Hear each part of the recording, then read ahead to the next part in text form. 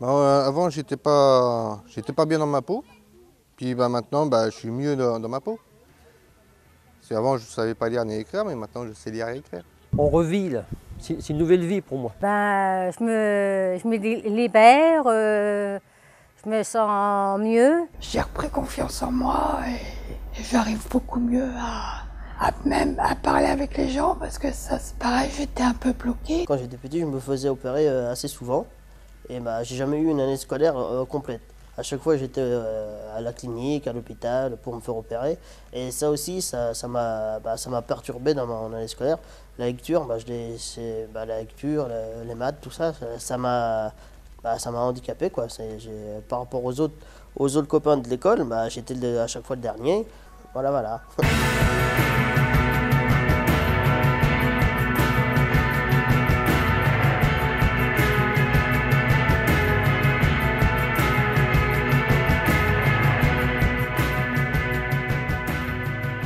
L'illettrisme concerne des personnes qui ont été scolarisées dans notre pays et qui, bien qu'ayant été scolarisées, ne parviennent pas à comprendre des messages très simples de la vie quotidienne, une consigne de travail, un programme télé, une liste de courses ou une notice de médicaments.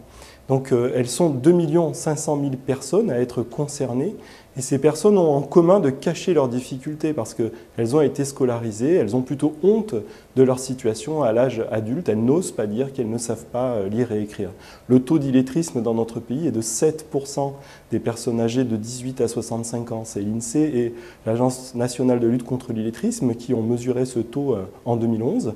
Il est en régression, il baisse, l'illettrisme recule. On est passé de 9% en 2004 à 7% en 2011. Mais pour autant, la mobilisation doit continuer parce qu'il y a 2 500 000 personnes qui sont concernées. Et le fait que la lutte contre l'illettrisme ait été déclarée grande cause nationale en 2013 va nous aider à amplifier cette mobilisation. Qu'est-ce que c'est qu'une langue? La langue française, puisque c'est la nôtre. La langue française, c'est la manière vraiment d'exister. C'est la manière de trouver un emploi, c'est la manière de communiquer, c'est la manière d'aimer, c'est la manière de se défendre.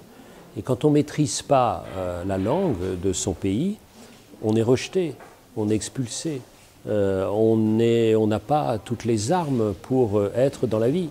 Alors il se trouve que beaucoup de jeunes encore et de moins jeunes ont une mauvaise maîtrise de cette langue. C'est-à-dire qu'ils n'ont pas au fond les armes principales qui permettent de se développer, de se déployer complètement dans leur vie. Alors, c'est un problème absolument clé. C'est à mon sens le problème clé de la République, puisque qu'est-ce qu'une langue? La langue, c'est l'affaire commune, c'est la chose commune, c'est la res publica, que nous avons tous inventé depuis 12 siècles, des plus bas de l'échelle sociale jusqu'au plus haut. Alors quand vous voyez des initiatives qui sont prises de tous ordres, tout le monde doit s'y mettre. C'est-à-dire aussi bien l'État, les régions, les villes, les privés, les bénévoles, tout le monde.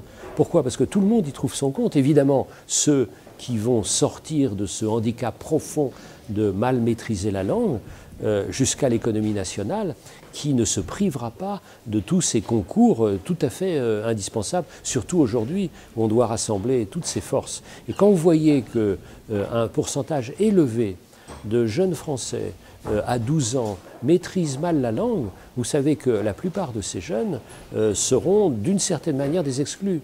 Donc se dire qu'à 12 ans, on a raté sa vie, c'est pas possible. Alors que tous les moyens existent justement pour redonner ces armes qui sont à notre disposition. Oui, il faut continuer à aider les centres à ouvrir pour les personnes qui peuvent apprendre à lire et écrire.